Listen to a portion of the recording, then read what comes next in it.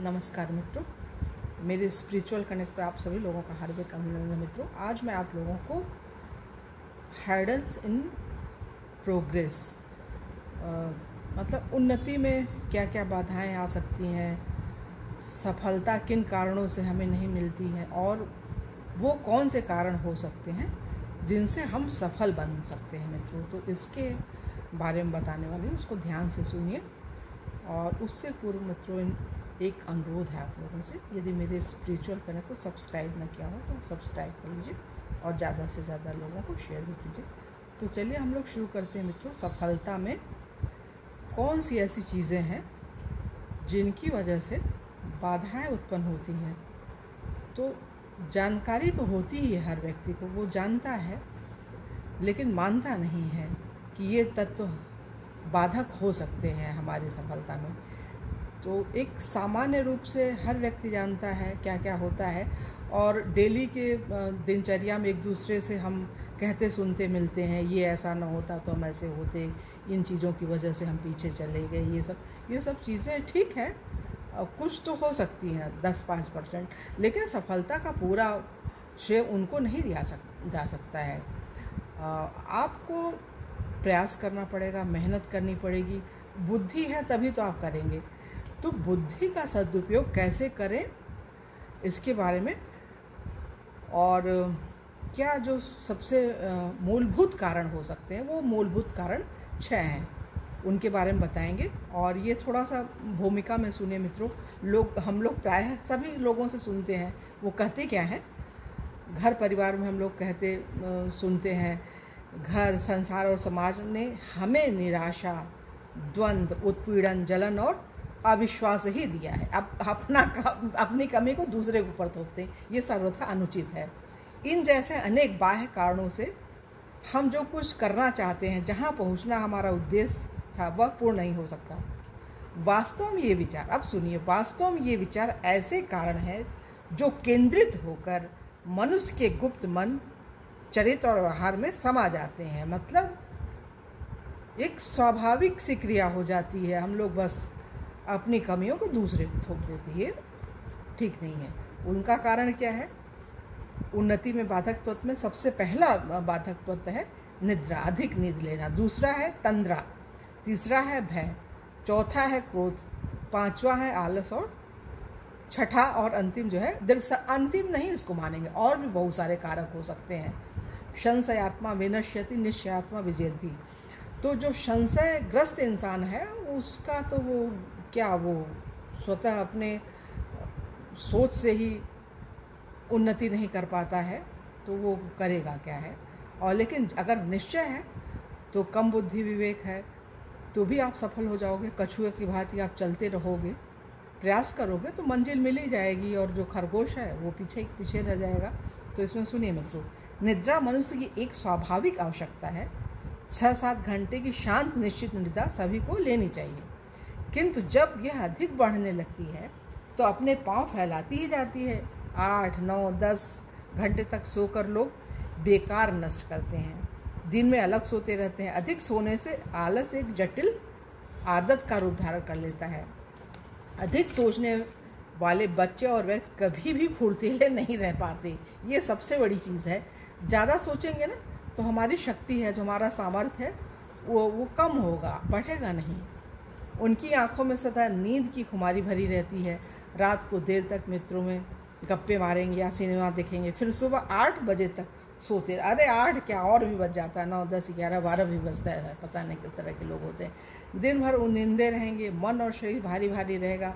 अच्छा, उचित समय पर 6-7 घंटे की नींद युवकों के लिए पर्याप्त है। जो यंगस्टर्स हैं, जो लड़के हैं, लड़कियां, आजकल क्या है ना, उनकी जो दिनचर्या बड़ी अव्यवस्थित सी हो गई है। वो रात में तो जगते हैं और दिन में काफ़ी देर तक सोते हैं, तो ये चीज़ अनुचित है।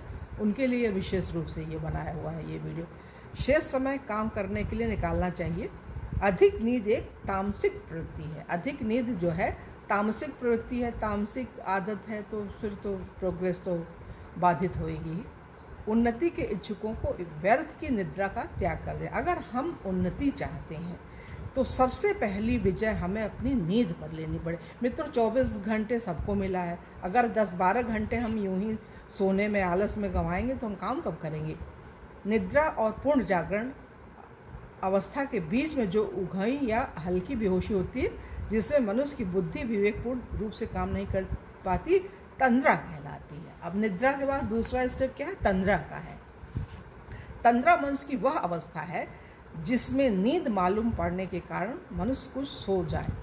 तंद्रा में वह व्यक्ति फंसा हुआ है जो अल्प बुद्धि के कारण, ये देखिए मित्रों, तंद्रा में वह व्यक्ति फंसा हुआ है जो अल्प बुद्धि के कारण कार्य और साधना कुछ नहीं करता, स्वयं से दूर भागता है, पर मन में यह समझता रहता है कि मैं बहुत काम कर रहा हूँ।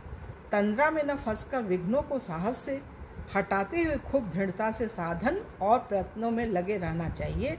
उन्नति का मार्ग सच्चा परिश्रम है। उन्नति का मार्ग सच्चा परिश्रम मतलब किसी भी प्रकार की बेईमानी हमारे अंदर आती है तो हम आरोप लगाते हैं, नींद में रहेंगे, तंद्रा में रहेंगे, तमाम तरह के आरोप लगाकर बच निकलते हैं उनसे। सच्चे परिश्रम के अभ्यास से शक्तियों का विकास होता है। अभ्यास में धैर्य रखना आवश्यक है। अभ्यास पूरी श्रद्धा के साथ, श्रद्धा में सद्भावना, अभ्यास जो हम प्रैक्टिस कर रहे हैं सद्भावना के साथ करें और निरंतर दीर्घकाल तक करना चाहिए, मतलब प्रैक्टिस को छोड़ना नहीं है।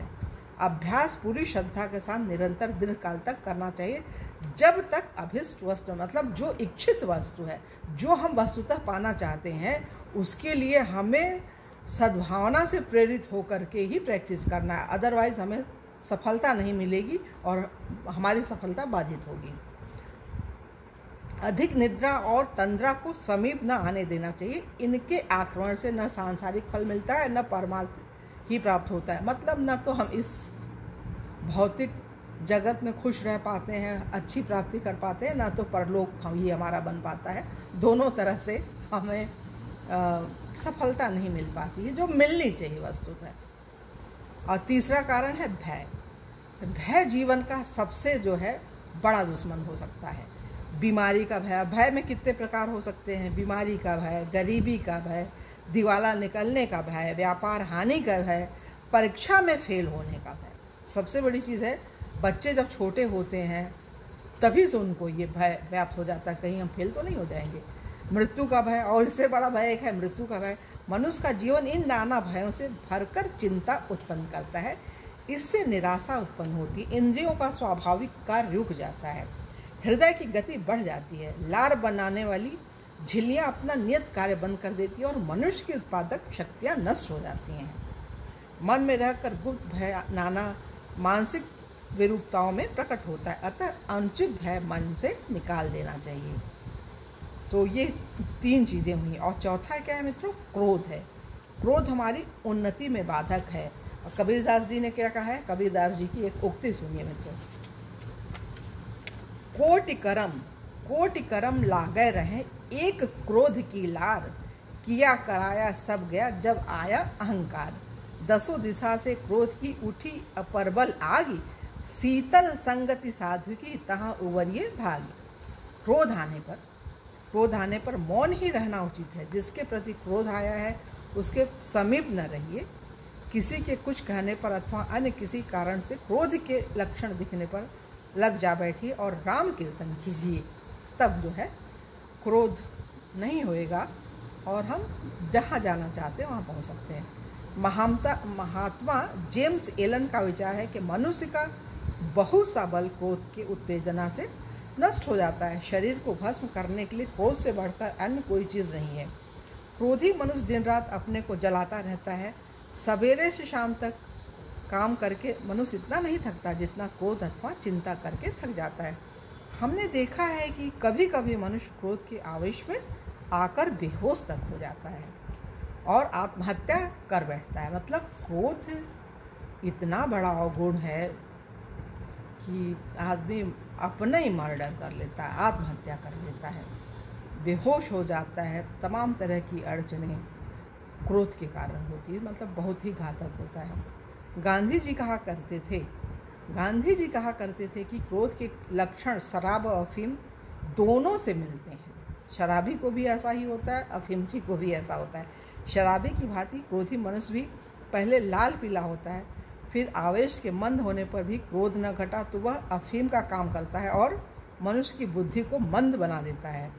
अफीम की तरह यह दिमाग को कुरेद डालता है। क्रोध से क्रमशः सम्मोह, स्मृति भ्रंश और बुद्धिनाश माने गए हैं। क्रोध से क्रमशः मतलब क्रोध आने पर ये चीज़ें होती हैं।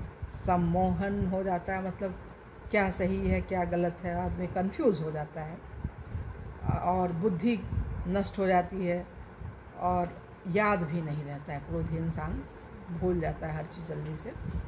और एक और कारण है, चौथे नंबर पे क्या है, आलस या दीर्घसूत्रता।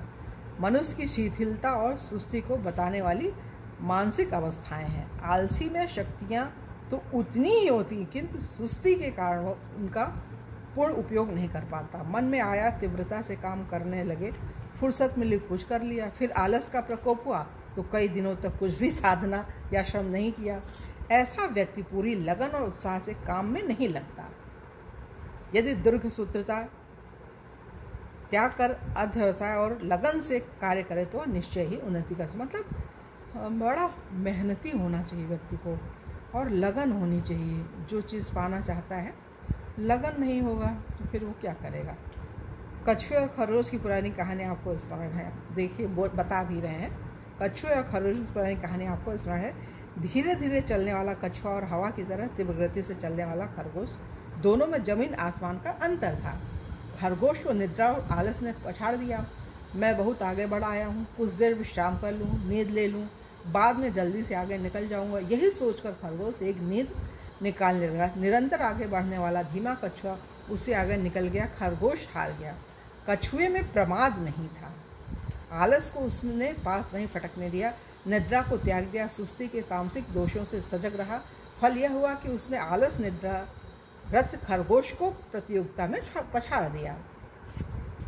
विद्वान श्री हनुमान प्रसाद पोद्दार ने इस दुर्गुण का उल्लेख करते हुए उचित ही लिखा है। आजकल लोगों में गांजा भांग आदि पीने, व्यर्थ गप्पे मारने, इधर उधर की बातें करने की जो प्रवृत्ति देखी जाती है, उसका प्रधान कारण यही है कि उनके पास समय बहुत है पर काम नहीं है। इसी से कुसंगति में पड़कर वे लोग नाना प्रकार के बुरे व्यसनों के वश हो जाते हैं। अमीरों के लड़के ज़्यादा बिगड़ते हैं क्योंकि उनके पास समय बहुत रहता है पर काम नहीं रहता। समय बिताने के लिए उन्हें व्यर्थ के काम करने पड़ते हैं, नहीं तो क्या मनुष्य जीवन का अमूल्य समय ताश चौपड़ शतरंज खेलने, व्यर्थ गप्पे उड़ाने, तीतर बटेर लड़ाने पर चर्चा करने, दिन भर सोने, प्रमाद करने और पापों के बटोरने के लिए थोड़ा ही मिला है, मतलब एक सार्थक काम करने के लिए मिला। अतएव साधकों को चाहिए कि किसी न किसी जिम्मेदारी के कार्य में अपने को अवश्य लगाए रखे, वह काम परोपकार का हो या घर का हो। ईश्वरार्पित बुद्धि से आसक्ति छोड़कर किए जाने वाले सभी सत्कार्य ईश्वर भजन में शामिल हैं। काम में लगे रहने से मन को व्यर्थ चिंतन या प्रमाद के लिए समय नहीं मिलेगा। काम करते समय ईश्वर चिंतन नहीं छोड़ना चाहिए, मतलब काम भी कीजिए और भगवान को भी स्मरण कीजिए, उनको भी याद करिए। अरे उनको ही केंद्र में रख के आप काम करेंगे, हर काम आसानी से होगा, जल्दी से होगा और आप स्वतः जो है आनंदित रहेंगे। भगवान को केंद्र में रख के अगर आप कोई काम करते हैं ना मित्रों, तो हर सफलता मिलेगी। देर सवेर सफल तो आप होंगे ही होंगे, संतुष्ट होंगे, सफल होंगे, शांति मिलेगी। तो ये सब चीज़ें हैं, सफलता के मार्ग में जो चीज़ें आड़े आती हैं, तो इनमें ये प्रमुख चीज़ें थी मित्रों। और तो बहुत सारी चीज़ें और भी बताई जा सकती हैं, जैसे दीर्घकाल साधन, निरंतर उद्योग, मतलब हम कैसे अपने आप को सजग रह करके काम करें कि हम सफलतम व्यक्ति बने। तो इसके लिए बोला है दीर्घकाल साधन, निरंतर उद्योग, अपनी शक्तियों में श्रद्धा, पापों से सावधानी, प्रभु पर विश्वास, वे गुण हैं जिनसे साधारण व्यक्ति समुन्नत हो सकता है। ईश्वर की इच्छा है कि हम उससे आगे बढ़े, विकसित हो और निरंतर उन्नति करता चले। प्रकृति का हर एक अणु परमाणु, पशु पक्षी आगे बढ़ रहा है। उन्नति पथ पर निरंतर आगे बढ़ने की क्षुधा ईश्वर प्रदत्त है, उसे पूरा कीजिए, विकसित होइए। मतलब स्वाभाविक जो हमारी कमियां हैं ना, वो हम जानते हैं क्या है, लेकिन हम उसको मानते नहीं। अपनी कमियों को स्वीकार कीजिए और जब जागो तभी सवेरा। जब आपको इस चीज़ का एहसास हो जाए कि कमी है और कमी हम प्रयास से दूर कर सकते हैं, जान लें, मान लें, पहचान जाएं यहाँ यहाँ कमियाँ हैं, तो उनको हम दूर कर सकते हैं मित्रों, और हम सफल व्यक्ति बन सकते हैं। इसमें कोई संदेह नहीं है कि हम जिस दिन चाह लें उस दिन हमारी उन्नति होने से भगवान भी हमको रोक नहीं सकते। क्यों? भगवान बोलते हैं ना, भगवान बोलते हैं कि तुम 1 कदम चलोगे तो हम 10 कदम तुम्हारे तरफ बढ़ेंगे। तुम सफल बनने के लिए 1 प्रयास करोगे तो हम तुम्हारी 10 बार मदद करेंगे। ये भगवान और करते भी हैं भगवान। तो आप बनिए। और बोला भी गया है, खुद ही को कर बुलंद इतना कि हर तब्दील से पहले खुदा बंदे से ये पूछे बता तेरी रजा क्या है। ये भगवान कहते हैं। भगवान कहते हैं कि आप जो होना चाहते हो ना, बनना चाहते हो, बनो, हम साथ देंगे। कोई साथ दे न दे, आप लालटेन लेके मित्रों आगे बढ़ोगे ना तो अंधेरा अपने आप समाप्त होता जाएगा। आप जंगल में हो, कहीं भी हो, टॉर्च है, कुछ भी है, तो आप डरिए नहीं कि अरे हम कैसे चलें, अंधेरा है। आप प्रयास तो कीजिए, अंधेरा अपने आप समाप्त होता जाएगा, आपको मंजिल मिलेगी जहाँ जाना है। आप डरोगे कि अरे अभी अंधेरा है, नहीं, आप जब आपको चलना है आप चलिए, आप तभी सफल हो पाएंगे। आप इंतज़ार मत कीजिए किसी का कि कोई आएगा आपको सफल बनाएगा। आपको आप ही सफल बना सकते हो। आपको उस रास्ते पे स्वयं चलना पड़ेगा।